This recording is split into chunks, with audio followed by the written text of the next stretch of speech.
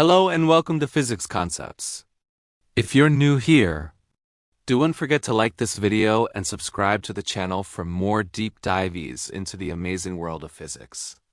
Today, we're unraveling the mystery of a fascinating device called the mass spectrograph. Ever wondered how scientists can weigh atoms or molecules? They're way too small for any scale we can imagine. Well, the mass spectrograph is the clever tool that makes it possible. In simple terms, it's like a super precise sorting machine for tiny particles, sorting them based on their mass.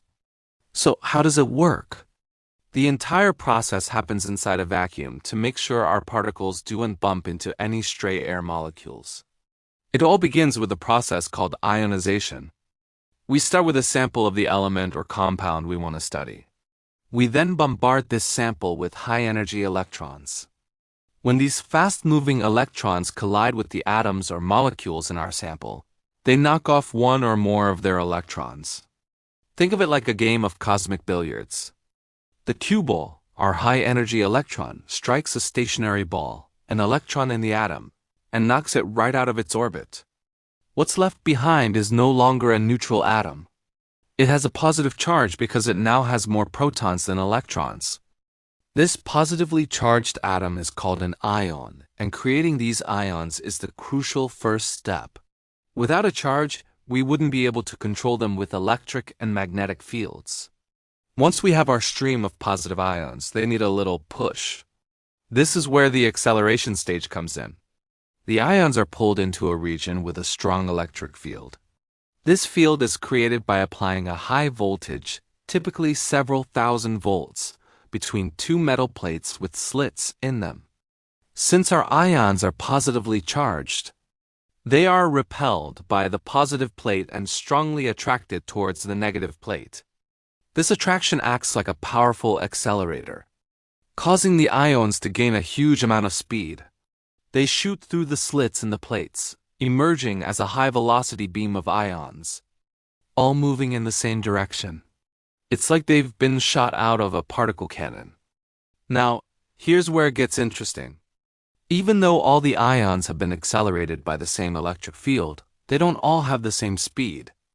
Why? Because of their different masses. Lighter ions, having less inertia, will accelerate to a higher speed than the heavier ones. Imagine pushing a bicycle and a truck with the same amount of force. The bicycle will obviously move much faster. It's the same principle here. This mix of speeds is a problem because we need to sort the ions by mass, and having different speeds complicates things. So the next part of the journey is the velocity selector.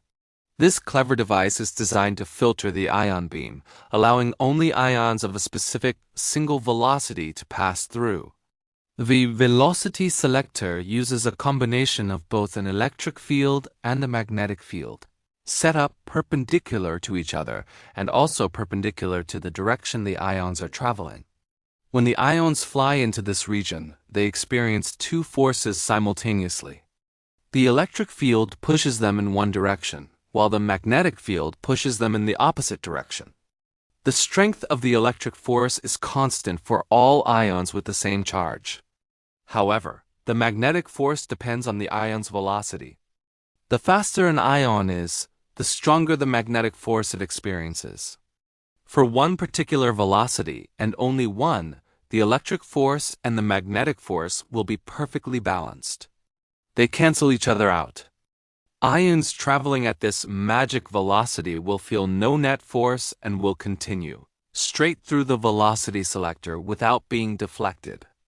Ions that are too slow will have the electric force dominate, pushing them off course in one direction. Ions that are too fast will feel a stronger magnetic force, deflecting them in the opposite direction. Slits at the end of the selector ensure that only the undeflected single-velocity ions make it to the next stage. So now we have a pristine beam of ions, all with the same charge and, crucially, all traveling at the exact same velocity. The final stage is the ion separator, or the analyzing chamber. This is where the actual sorting by mass happens. As the uniform velocity beam enters this chamber, it encounters another magnetic field. This field is uniform and is directed perpendicular to the ion's path. As soon as the charged ions enter this field, they experience a magnetic force that is always perpendicular to their direction of motion. What happens when a force is always perpendicular to the velocity of a moving object? It causes the object to move in a circular path. It's the same principle that keeps a satellite in orbit around the Earth. The magnetic force acts as a centripetal force, bending the path of the ions into a semicircle.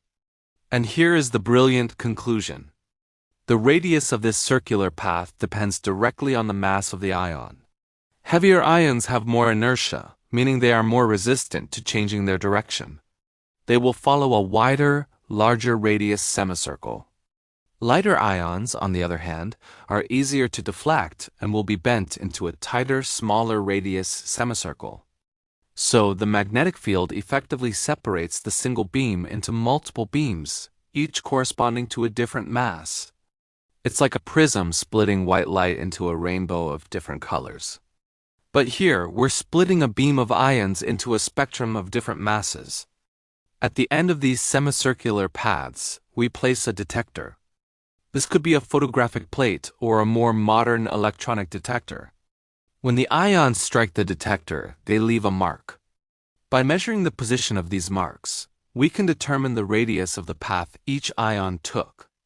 Since we know the strength of the magnetic field, the velocity of the ions, and the charge on the ions, we can use a simple physics equation to calculate the exact mass of the ions that created each mark.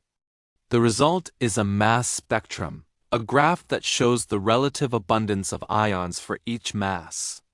For an element, this allows us to see its different isotopes, atoms of the same element with different numbers of neutrons and therefore different masses.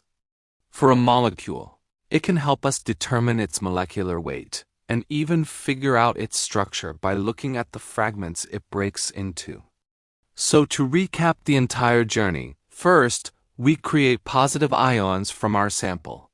Second, we accelerate them using a strong electric field. Third, we use a velocity selector with crossed electric and magnetic fields to ensure all ions have the same speed. Fourth, we send this uniform beam into another magnetic field, which bends their paths into semicircles. Heavier ions travel in wider arcs and lighter ions travel in tighter arcs. Finally, we detect where they land to calculate their precise mass. From identifying unknown substances in forensics to measuring the composition of planetary atmospheres, the mass spectrograph is an incredibly powerful and versatile tool that has revolutionized countless fields of science. And that's the mass spectrograph in a nutshell. I hope this has made the concept clear and easy to understand. It is a beautiful example of how fundamental principles of electricity and magnetism can be used to explore the very building blocks of our universe. Thank you so much for watching Physics Concepts. If you enjoyed this explanation and want to learn more, please hit that like button, subscribe to the channel, and ring the bell so you never miss a new video. See you in the next one.